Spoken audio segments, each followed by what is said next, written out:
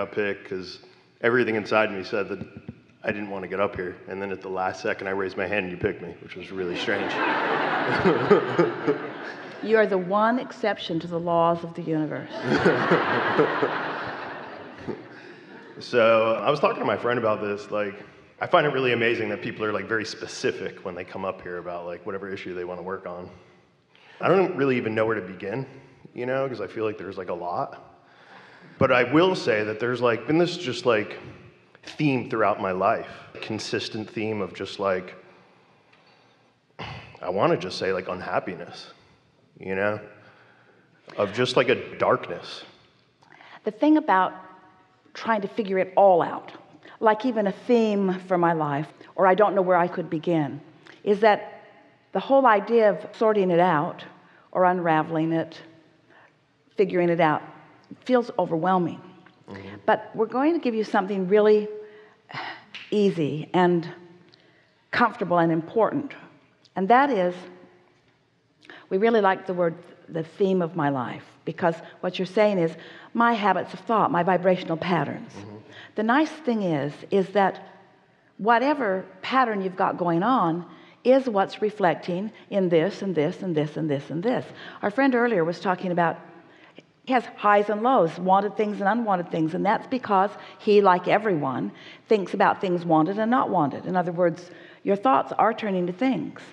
And so you don't have to remember every thought you ever thought, or even justify why you were thinking the thoughts you were thinking, or explain how you came to feel this way by explaining who your parents were, what life was like, or any of that. That is overwhelming. All you have to know is right here, right now, everything's responding to the vibration that you're offering, and you can do something about that if you want to. Mm-hmm. So the reason that we like to explain it to you the way we do, that you have an inner being who knows everything that you want and is standing as the larger part of you in utter happiness, is because we want you to know that that happiness is being projected to you, flowed to you, but that you've got to meet it. And the interesting thing, this is such a good thing for you to know, you can't be unhappy unless you've put so much in your vortex and you have an extraordinarily happy inner being, because it's the variation that is equaling the emotion that you feel. In other words, if somebody you didn't even know called you on the telephone and said, "Hello, you don't know me, I'm just calling to tell you I will never call you again," you would say, "Okay, thanks, good to know." But if someone you really care about said, "You'll never see me or hear from me again," you would feel strong negative emotion. Mm-hmm. So what we're saying is your negative emotion is proportionate to your positive emotion. And so if you have what you are calling sort of steady year after year, decade after decade unhappiness, what that means is you've been living life and putting a lot in your vortex, and there's a lot going on in there, and it means that your inner being is projecting to you a strong, good feeling signal that you are denying through your day-to-day experiences. And we don't care about what happened a long time ago. It's like what happened lately. Your life is not made up of these big, big events. It's made up of moment-to-moment events and your response to them. It's interesting because Esther was just thinking about this very thing as she was behind the curtain just now waiting for the chime. So she left, as you did, to go up to her sleeping room, and they've given her a route. They let her put some little arrows up to lead her through the back way because she really doesn't want to run into you. And the reason that she doesn't want to run into you is because she doesn't want to get out of her Abraham vibration.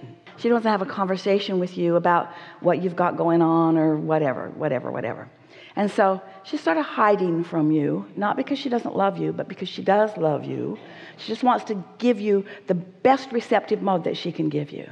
And so the hotel staff knows. They don't approach her. They don't talk to her. In other words, she just sort of slips through, and everyone kind of smiles, and she goes up to her bathroom and then comes back down.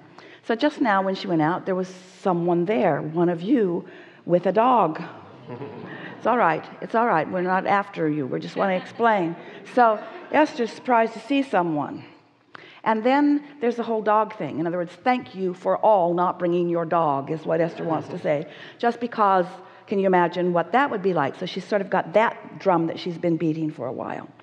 So she was a little flustered by it and went through the kitchen, as did the dog, up to her sleeping room, and then was feeling unsteady about it, uneven about it. In other words, it stirred up stuff that she hasn't got resolved, things about agreements and crowd management and laws and rules and all that stuff. And then she remembered our conversation just now with a friend. Just step away from it. Just step away from it. If it's a condition that you can't solve and it's disruptive to your vibration, then just step away from it. So she thought, oh, that's easy. I don't even have to think about this right now. There isn't a new policy that I have to set. Can't really. There isn't a condition that I have to change. Can't really.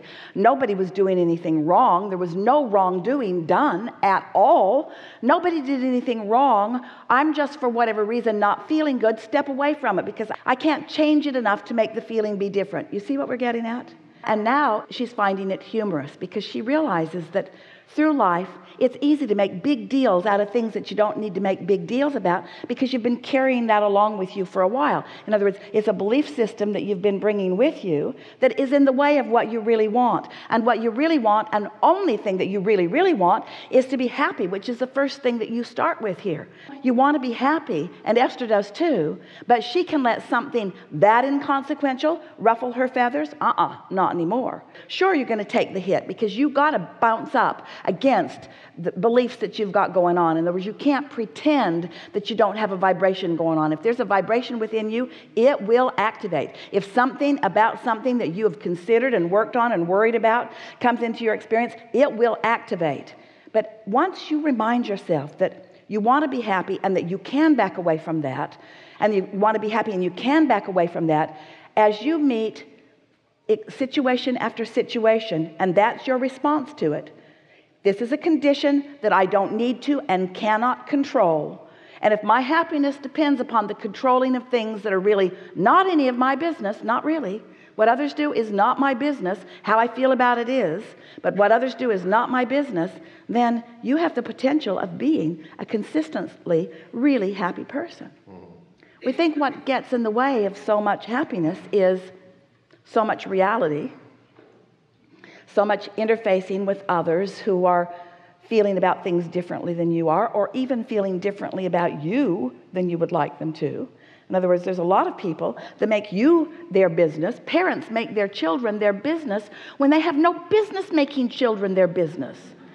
And that feels odd to some of you parents because you think that your children are your business. Well, they are certainly someone that you care about.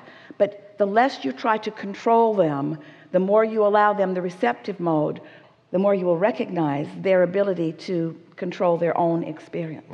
Helpful? Sure, yeah. Like, I understand what you're saying intelligently, and like, I've done various different types of work. Let us just say one thing softly. Sure. If you'll just, and then we want to hear from you. If you will just say to yourself, it's only what happened lately that I even need to think about. Because the stuff that happened, you keep regurgitating it and you keep changing it and you keep amplifying it and you keep dramatizing it. Esther doesn't have to think of anything that happened before she met the dog in the elevator. Right. And not even that. Kind of staying in the present. Stay present, because it's going to keep coming. You're going to keep getting reflections of what your vibration is. And don't you want that? That's like having a navigational system that lets you know where you are in relationship to where you want to be. Don't you want that? And so a negative emotion isn't a bad thing. It's guidance. Just like positive emotion is guidance. We'll hear you. We just really want to help you know that it's just what happened lately. That's all you got to think about. Yeah, no, I mean, I totally understand. The most recent thing that happened to you is that we began with a very clear desire to offer value to everyone and scanned the room, and you lighted up because you have a clear desire and you were more in the receptive mode than you usually are. You weren't all the way in the receptive mode, but you were so much more in the receptive mode than you usually are, and with your powerful desire, you lighted up. That's the most recent thing that happened to you.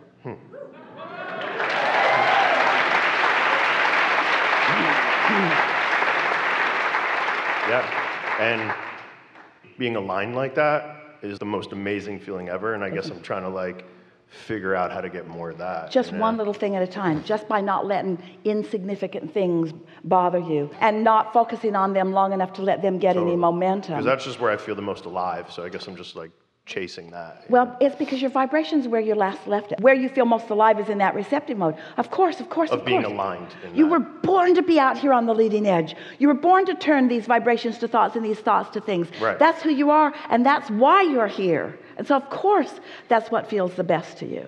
That's what's most natural.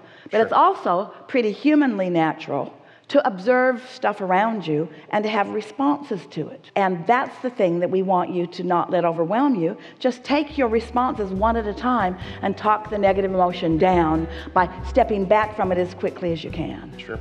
Yeah. Enough? Yeah. Really good. Thank you. Really good.